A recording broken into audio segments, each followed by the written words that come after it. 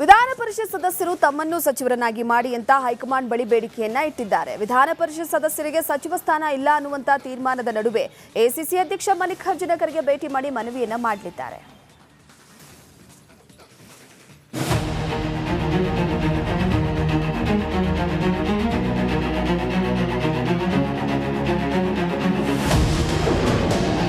ದೆಹಲಿಯಲ್ಲಿ ಬೀಡುಬಿಟ್ಟ ವಿಧಾನ ಪರಿಷತ್ ಸದಸ್ಯರು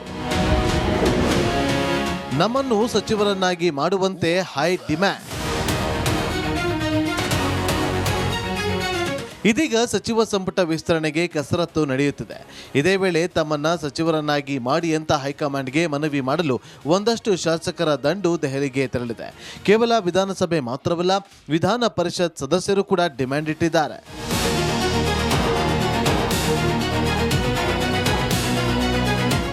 ಈಗಾಗಲೇ ದೆಹಲಿಗೆ ವಿಧಾನ ಪರಿಷತ್ ಸದಸ್ಯರು ತೆರಳಿದ್ದು ತಮ್ಮದೇ ಹಂತದಲ್ಲಿ ಲಾಬಿ ಆರಂಭಿಸಿದ್ದಾರೆ. ಹಿಂದೆ ಸಿದ್ದರಾಮಯ್ಯ ಸಿಎಂ ಆಗಿದ್ದಾಗ ವಿಧಾನ ಪರಿಷತ್ ಸದಸ್ಯರಿಗೆ ಮಂತ್ರಿ ಸ್ಥಾನ ಕೊಡಲ್ಲ ಅಂತ ತೀರ್ಮಾನ ಮಾಡಿದ್ರು. ಆದರೆ ಸಭಾನಾಯಕ ಅನ್ನೋ ಕಾನ್ಸೆಪ್ಟ್ ದೃಷ್ಟಿಯಿಂದ ಬೋಸರಾಜ್ ಅವರನ್ನ ಸಚಿವರನ್ನಾಗಿ ಮಾಡಲಾಗಿತ್ತು. ಆದರೆ ಇದೀಗ ಪರಿಷತ್ನಲ್ಲಿ ಯತೀಂದ್ರ ಸಿದ್ದರಾಮಯ್ಯ ಸಚಿವರಾಗಿದ್ದು ಮತ್ತಷ್ಟು ಜನ ಲಾಬಿ ನಡೆಸಿದ್ದಾರೆ. ಎಂಎಲ್ಎ ಆಗಲಿ ಎಂಎಲ್ಸಿಗಳಾಗಲಿ ಸಚಿವ ಸ್ಥಾನ ಕೇಳೋದು ಅವರ ಹಕ್ಕು. ರಾಷ್ಟ್ರೀಯ ನಾಯಕರ ಭೇಟಿ ಮಾಡಿ ಕೇಳೋದ್ರಲ್ಲಿ ತಪ್ಪೇನಿಲ್ಲ ಅಂತ ಶಾಸಕ ಬೇಳೂರು ಗೋಪಾಲಕೃಷ್ಣ ಅಭಿಪ್ರಾಯ ವ್ಯಕ್ತಪಡಿಸಿದ್ದಾರೆ.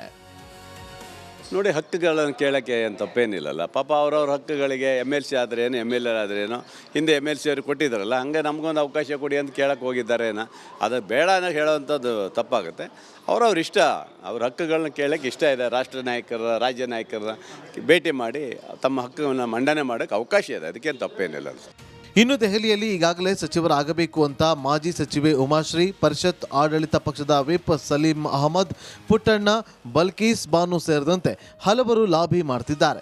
ಇಂದು ಎಐಸಿಸಿ ಅಧ್ಯಕ್ಷ ಮಲ್ಲಿಕಾರ್ಜುನ್ ಖರ್ಗೆ ಜನ್ಮದಿನ ಹಿನ್ನೆಲೆ ಶುಭ ಕೋರೋದರ ಜೊತೆಗೆ ಸಚಿವ ಸ್ಥಾನಕ್ಕೆ ತಮ್ಮನ್ನ ಪರಿಗಣಿಸಿ ಅಂತ ಮನವಿ ಮಾಡಲಿದ್ದಾರೆ. ಎಂಎಲ್ಎಗಳಿಗೆ ಸಚಿವ ಸ್ಥಾನ ಸಿಗೋದು ಕಷ್ಟವಿರುವಾಗ ಎಂಎಲ್ಸಿಗಳಿಗೆ ಹೇಗೆ ಕೊಡ್ತಾರೆ ಅಂತ ಶಾಸಕ ಅಶೋಕ್ ಪಟ್ಟಣ್ ಅಪಸ್ವರವೆತ್ತಿದ್ದಾರೆ. ಆದರೆ MLAಗಳಿಗೆ ಜಾಗ ಇದ್ದವನು MLCಗೆ ಹೆಂಗೆ ಕೊಡ್ತಾರೆ? MLCಗೆ ಒಂದೆರಡು ಕೊಡ್ಬೋದು, ಮೊದಲಿಂದ ಕೊಡ್ತಾ ಬಂದ್ಯಾರು. ಒಂದೆರಡು ಆ ಥರ ಕೊಡಲಿ, ನಮ್ಮದೇನು ಅಬ್ಜೆಕ್ಷನ್ ಇಲ್ಲ. ಯಾವಾಗ ಪರಿಪೂರ್ಣ ಆಗ್ಬೋದು ಸರ್ ಈ ಕ್ಯಾಬಿನೆಟ್? ವಾರದಾಗ ಆಗುತ್ತೆ, ಗ್ಯಾರಂಟಿ 100% ಈ ವಾರದಾಗ ಆಗುತ್ತೆ. ಯಾಕಂದ್ರೆ 6ನೇ ತಾರೀಕು ಅಧಿವೇಶನ ಸ್ಟಾರ್ಟ್ ಆಗೋದ್ರಿಂದ ಮಂತ್ರಿಮಂಡಲ ವಿಸ್ತರಣೆ ಆಗಲೇಬೇಕು. ಇಲ್ಲಾಂದರೆ ಕೆಲಸ ಮಾಡೋಕ್ಕಲ್ಲ, ಅಧಿವೇಶನ ನಡೆಸೋಕ್ಕೂ ಭಾಳ ಕಷ್ಟ ಆಗುತ್ತೆ. ಎಲ್ಲ ಪೋರ್ಟ್ಫೋಲಿಯೋ CM ಇಟ್ಕೊಂಡು, ಅದಕ್ಕೆ ಮುಖ್ಯಮಂತ್ರಿಗಳು ಕೂಡ ಆಶಾಭಾವನೆ ಇದ್ದಾರೆ, ಈ ವಾರ ಮಾಡ್ತಾರೆ. ಸದ್ಯ ಸಚಿವ ಸ್ಥಾನಕ್ಕಾಗಿ ಎಂಎಲ್ಎಗಳ ಜೊತೆಗೆ ಎಂಎಲ್ಸಿಗಳು ಪೈಪೋಟಿಗೆ ಬಿದ್ದಿದ್ದಾರೆ. ವಿಧಾನ ಪರಿಷತ್ ಸಚಿವ ಸ್ಥಾನ ಕೊಡಲ್ಲ ಅನ್ನೋ ನಿರ್ಧಾರದ ನಡುವೆ ಲಾಬಿಗೇನ್ ಕೊರತೆ ಇಲ್ಲ. ಆದರೆ ಹೈಕಮಾಂಡ್ ಯಾವ ನಿರ್ಧಾರ ತೆಗೆದುಕೊಳ್ಳಲಿದೆ, ಯಾರಿಗೆ ಮಣೆ ಹಾಕ್ತಾರೆ ಅನ್ನೋದು ಕುತೂಹಲವಿದೆ.